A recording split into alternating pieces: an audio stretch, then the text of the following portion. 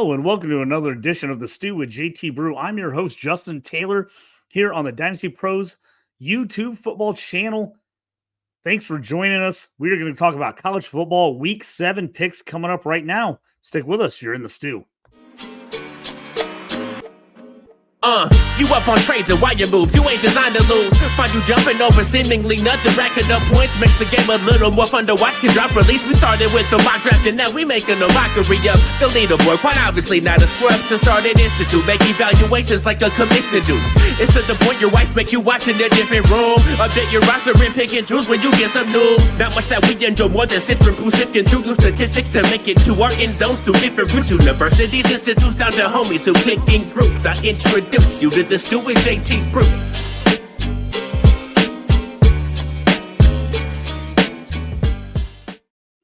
Thanks for joining us on The Stew. Week 7 college football season. Big games this week. Let's jump into it and talk about a few of the big ones. One everybody's kind of talking about this week, Pac-12, Oregon at Washington. It's -3, over under 67.5. Two big teams there, number 7, number 8 in the country. Whoever wins this one's going to have the inside track in the Pac-12. Obviously, USC is still out there. They got a big game with Notre Dame that we'll talk about here shortly. But this is the first huge head-to-head game in the Pac-12. Washington took care of Oregon last year. Oregon's got maybe the more impressive wins this year, but these two teams are all offense all day. They are putting up points. Two of the funnest teams in the nation to watch.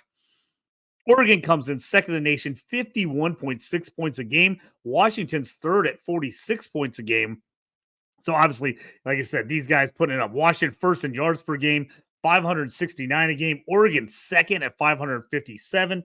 So no surprise at all when this one's 67.5 is the over-under. Ton of points putting up these teams. It just screams at me, take the over, take the over, take the over. I think these teams are going to be excited. I think they'll get some stops in here. I have a feeling this team, there's going to be a lot of points scored down the stretch. This one, I'm leaning two different ways. I'm leaning Washington at the -3. I think they can win at home. If you get them at 2.5, jump on that. I love them at the -3. I'm also liking the over in this game. 67.5 seems really big, but you got two teams basically scoring almost 100 points combined a game, 67.5. I don't mind taking the over on that. I'm actually going to talk about a bet later where I move it down just a little bit and take the over. But those are my plays there. Just talked about it. USC, the other big Pac-12 team, they're at Notre Dame. A little cachet is missing from this game. A little of the shine rubbed off with Notre Dame losing last week to Louisville. That was a tough loss by them after the big win at home against Ohio State. Somehow, the line came out. Notre Dame's -3 right now. The over-under is 60.5. I'm liking USC there at the +3 for them getting the points. Notre Dame did not look great against Louisville. USC, their defense has been awful. They haven't been able to stop anyone, but Caleb Williams has just been lights out. The guy just keeps winning football games for them. They've not covered against anyone. This is the first game of the year that they haven't been a 3-touchdown favorite. So USC, the dog for the first time. I actually like them in that scenario. Notre Dame is going to run the football. If they're going to win, they're going to have to play defense and run the ball, try to keep it away from this USC offense. Because again, USC, they got to score points because this defense lets everybody stay in the games. So that's what's going to be interesting there. Big win, USC overtime last week. I told everybody to take USC against Arizona. I blew that one yet again. I got to quit betting on USC when they're huge favorites because they just don't cover it against anybody. They let everyone stay in it. But on this one, again, like I said, I like them taking the +3 points. I think it's going to be a Caleb Williams show. I don't think USC is going to be able to run very well against Notre Dame. Notre Dame's been really stout against the run for most of the year. But I think Caleb Williams, he's just the best player in the nation. Defending Heisman Trophy winner. I think he can do enough by himself. He's got some guys around him. They're hoping to get Zachariah Branch back. If he gets back, that helps out big time with the passing game. I'm on the USC +3 in this game. I like that. Colorado at Stanford. Colorado's been one of those teams we talked about. Everybody's been betting them all year. The Deion factor. Right now, it's sitting at -11. Colorado hasn't been able to blow out anyone. The two score win against Nebraska was their biggest win of the year. Everything else has been a one-score game other than when they absolutely got smoked by Oregon. They played tough at home against USC, a game they were way down in and came back the other day. This one feels like the points are way too high. Minus 11. I was a little shocked that it was only like 4.5 last week against Arizona State. And then we saw why. They just could not get it together against Arizona State. They end up with a huge drive at the end of the game, hit a field goal at the buzzer to win it by 3. But then you saw why it was 4.5. I was hoping this game would be more in the -6, -7, being at Stanford.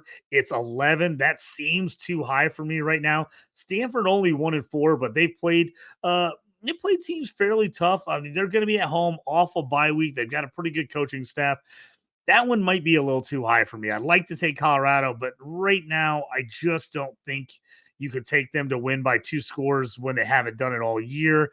I'm probably staying away, leaning a no play on this game. I've been seeing a lot of people, though, been jumping on Stanford. They can get them at 11.5 or 12. People kind of been doing that. A big game for me this week, Missouri at Kentucky, trying to get past the loss last week to LSU. I had Mizzou on the cover there. They were covering the entire game. They actually looked like they were going to win. I had them plus 7.5 in an alternate line. I also had them in a money line. Looked like they were going to be in position to do that through the pick at the end of the game. Ended up not covering as they lost by double digits. Unbelievable, terrible, bad beat there. Now Missouri goes on the road at Kentucky, who actually got slaughtered by Georgia last week. Georgia's put it to them. Currently, the line is anywhere from 2.5 to 3 for Kentucky. Over-under is 51.5. So this game, looked at it, quite a few things could go different ways. Most people are on Kentucky right now. It's pretty much a pick 'em. They're at home, night game. That kind of leans Kentucky's favor. Kentucky's won 7 out of the last 8 in this series. They've had some wild games that Missouri probably should have won. They've had some crazy plays happen that got Kentucky victories. The running game, Ray Davis, he had over 200 yards against Florida, was shut down a little bit against the Bulldogs. That's where Missouri's been struggling on defense. Diggs and LSU ran all over them. The only thing is Daniels was a big runner at QB for LSU. Leary for Kentucky is not going to do that. He's not going to run like Daniels did last week. So for the Missouri, for them to win, they've got to contain Ray Davis, 653 yards and 8 touchdowns already this year. Devin Leary was a guy transferred from NC State. I actually liked the transfer. I thought he was going to be really good here for Kentucky. He has been awful this year. Right now, he's completed about 54% of his passes. He's like over 35% off target percentage, which is crazy high. He's already thrown 5 picks this year. Hasn't thrown an interception the last 2 games, but started off the year with 5 picks in like the first 3 or 4 games. So he's kind of struggled. On the other side, Brady Cook is someone Missouri fans were a little down on at the beginning of the year. Weren't sure about him. He had offseason surgery. He has looked like he's bounced back. He has looked fantastic. Hadn't thrown a pick in a record amount of attempts in SEC play until last week through 2 against LSU. That kind of cost him, but he's been solid. And then Luther Burden has just been amazing. Missouri wide receiver, East St. Louis product. Guy has been lights out, leads the nation in receiving yards. He has been unbelievable. If you check my X page, I threw a little player prop bet before the game. I had all the Luther Burden overs, and I had all the Malik Neighbor for LSU overs, 2 of the top wide receivers in the country. Hit everything but a Burden touchdown, and I missed the Neighbor's receptions by 1. Almost had a big one. I think that one was plus 690. Just missed it. But Luther Burden has been phenomenal. I know the pundits say take Kentucky. Everybody's leaning Kentucky. I'm leaning Missouri at the +3. I think this game is going to be tight. I think it's going to be real close. I think Missouri can win it. I'm going to take the points if I can. Another bet I really like in this game is the over. It's 51.5. Missouri has not been stopping anybody lately. They've been putting up points in every game. Almost every game they've had this year has gone over 50.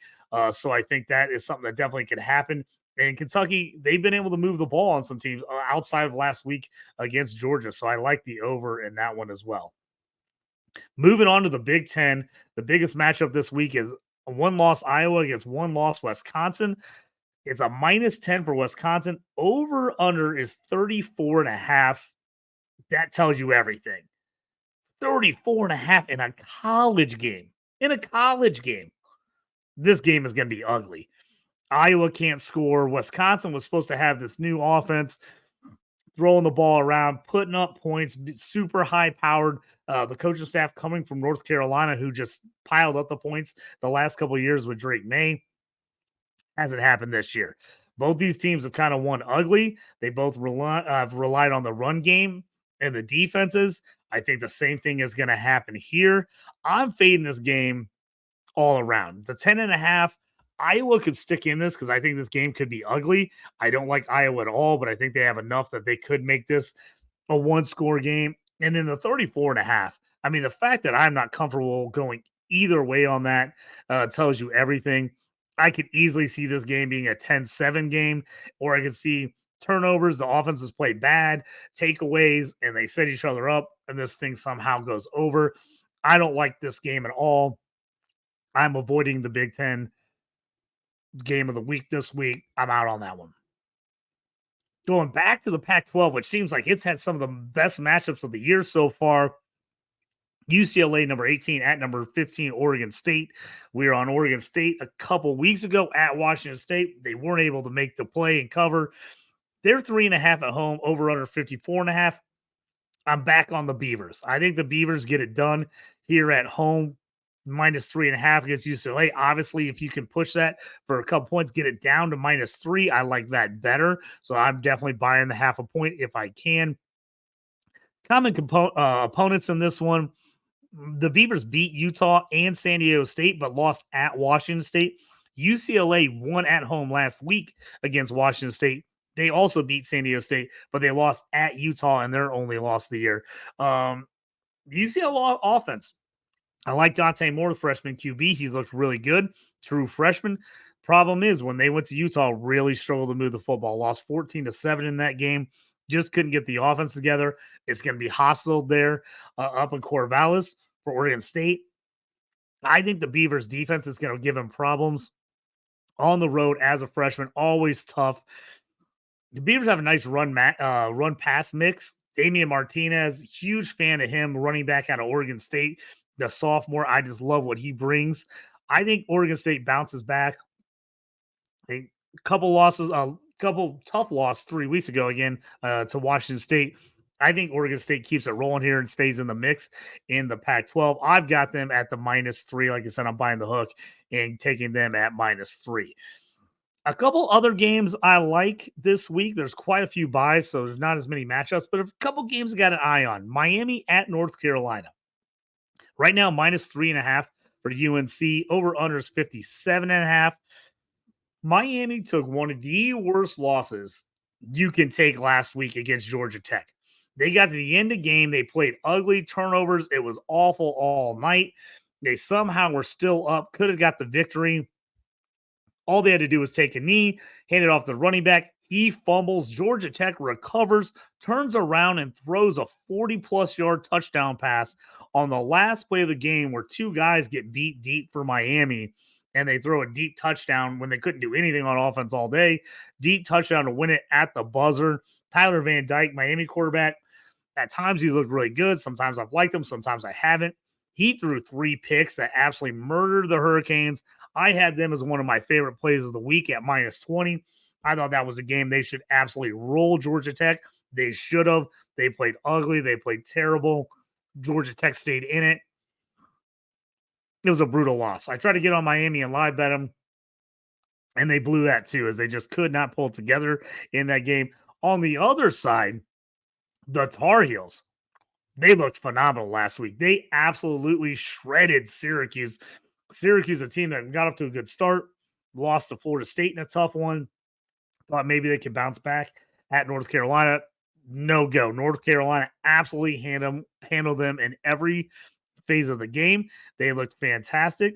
Drake May, a lot of people have him as the number 2 QB in this draft behind Caleb Williams. He struggled a little bit. He's fallen on some people's lists, but he finally got his top 2 wide receivers back for the first time this year. Tez Walker and Nate McCollum Both played, both had really good games. Drake May put out his best performance of the year. 442 yards passing, 3 TDs, ran for another 55 and a touchdown. He looked great, looked like the old Drake May we saw last year when everybody was about him. I'm buying the hook again at this one. I'm getting it down to 3. I feel confident UNC actually beats them by more than that, but I'm going to take it. I'm going to buy it. I'm taking UNC -3 against a Miami team that just absolutely crushing loss last week. And I think UNC takes the momentum from the big win and they take it at home. A game that's out there is a little crazy. So I've seen a lot of movement on this game. Toledo at Ball State. Ball State has been horrendous this year. They're usually not a bad program. They're usually in the mix. They've just not been good. They've lost to a lot of bad teams. They lost by double digits to a bad Eastern Michigan team, which is scary. Toledo, on the other hand, has been one of the favorites in the MAC this year. They have not played great. They've won 5 straight after losing the opener by 2 to Illinois. They haven't blown people out, but they've looked solid in most of those games. I've seen a lot of people jumping on Ball State thinking, hey, maybe at home they stay in this game. Maybe they keep it close. I just can't do it. I can't take Ball State. Common opponents in this one, Toledo beat Western Michigan 49-31. On the other side, Ball State lost to Western Michigan 42-24. So they go from an 18-point win to an 18-point loss as the one common opponent. They've had some other ones that other teams have played, the same teams they played. 16.5 is really high. I'm not 100% sure Toledo gets over that. If I'm taking a straight up play on this, I'm probably taking the over 45.5. Ball State hasn't had a great offense. Toledo's been pretty solid on offense, putting up points in the 20s most game. I could see taking the over in this one. I'm going to put together a play with this game, but I'm going to move the line a bit because I just don't 100% like currently where that's sitting. Now I'm going to jump in here, throw up a couple of my bets, including some of these games, some things I like this week. If you're watching here on YouTube or Twitter, you'll see it at the bottom of the screen. Now, first one I'm going to show you, I'll put it up. It's a 3-pick parlay, Oregon, Washington. There's a couple boosts sitting out there on DraftKings and FanDuel right now on this game. I jumped in over 62.5, Washington -3, and then Washington over 4.5 total touchdowns. It's a 3-pick parlay. Right now, they've got a $25 max on it. It's plus 324 with the 50% boost. I like that pick. I think Washington wins this game. I moved the line down to 62.5. I think that goes over. I think this is easily both teams scoring in the 30s. And then I think Washington, again, I think they score 35, 40 points in this game. So I've got them over 4.5 touchdowns. So with the boost on DraftKings, that 50% boost, I've got the odds at plus 324. That's Washington, Oregon over 62.5 on an alternate line, Washington -3, and then Washington over 4.5 touchdowns in the pick 3. Now, another big game that they're seeing, there's quite a few boosts out there. We'll pull this one up. It's USC Notre Dame. So a few of them have some boosts sitting out there. I'll run down kind of what I'm looking at for this game. I told you earlier, I think Notre Dame can run the ball. I think it's going to be the Caleb Williams show passing the ball. This is a little bit of a long shot here. That's a 7-pick parlay with a 50% boost on FanDuel. It's plus 1,769. So 50% boost on FanDuel plus 1,769. I've got Caleb Williams plus 275 passing yards. He's hit that in every game but one this year. Caleb Williams 2+ passing touchdowns. Again, hit that in every game but one. Caleb Williams, anytime rushing TD, he's kind of been their best running back as far as getting out and getting in the end zone. Brendan Rice has been a help at receiver. I like him at plus 40 receiving yards as he's kind of slowly but surely become that number one for USC. Caleb Williams really likes to mix it up and pass it around, get a lot of guys involved. But I like what I've seen out of Brandon Rice lately, so I like that plus 40 for him. I think that's a reasonable number that he can get to. And then on the other side, like I said, I like the Notre Dame rushing game, and that's where I'm going to go with Estime. So I've got Audric Estime over 70 rushing yards plus 70. I also got Audric Estime with an anytime touchdown. And then I also threw on USC plus 3.5. I actually took the extra hook on that one. And again, that's a 7-pick parlay at plus 1,769 with a 50% boost on FanDuel. Now we're going to get into my JT parlay play of the day. As I always tell you, this is kind of my long shot bet. I like to throw in a crazy parlay with insane odds. Feel free to break this down, maybe 2-team parlay, 3-team parlay. Don't necessarily have to get all of them in there together. I like to jump in there and take a chance. So I did an alternate line on Florida State against Syracuse. Got it down to minus 14. That's at minus 168. Washington at minus 3 at minus 102. Toledo, I took all the way down to 13. So they're at 60.5. I took them down to 13 at minus 163. I took the plus 3 on USC at minus 129 as I pushed it up. They were at 3. Some books had them down to 2.5. I pushed it back up to 3. I took the UNC at minus 3 at minus 131. I took Tennessee at minus 3 against Texas A&M Aggies at minus 134. That was a total pick, 6-pick parlay at plus 2,686 at DraftKings. So 6-pick parlay plus 2,686 on DraftKings. Again, I moved alternate line Florida State down to minus 14. I took Washington at minus 3. I alternated line Toledo down to minus 13. USC, I took it plus 3. UNC, North Carolina, at minus 3. Tennessee, a game we didn't talk about, but I think they win at home against Texas A&M. I took them at minus 3. Put it all together. It's a plus 2,686 on DraftKings. I will post that JT parlay on my X page, so make sure to check that out. As we get closer to the week, there might be some games and some lines that move. I'll post some stuff there. If there's some stuff that jumps out at me in games, things like that I like. Make sure you check out this page, subscribe to it, like it, leave me a comment if you got any games or things you're wondering about. Feel free to put them in there. Ask me. I'll get back to you, tell you what I like, I don't like, all that good stuff. Thanks for joining me here on The Stew with JT Brew. I'm your host, Justin Taylor. Find me on the X at JT Orange. Like me there. Follow me there. Also follow JT Brew Stew on X to get everything we have on the show every time we have a gambling show or a fantasy football or hockey show. Thanks for joining me. All your bets hit and the bad beats quit. Check you next time.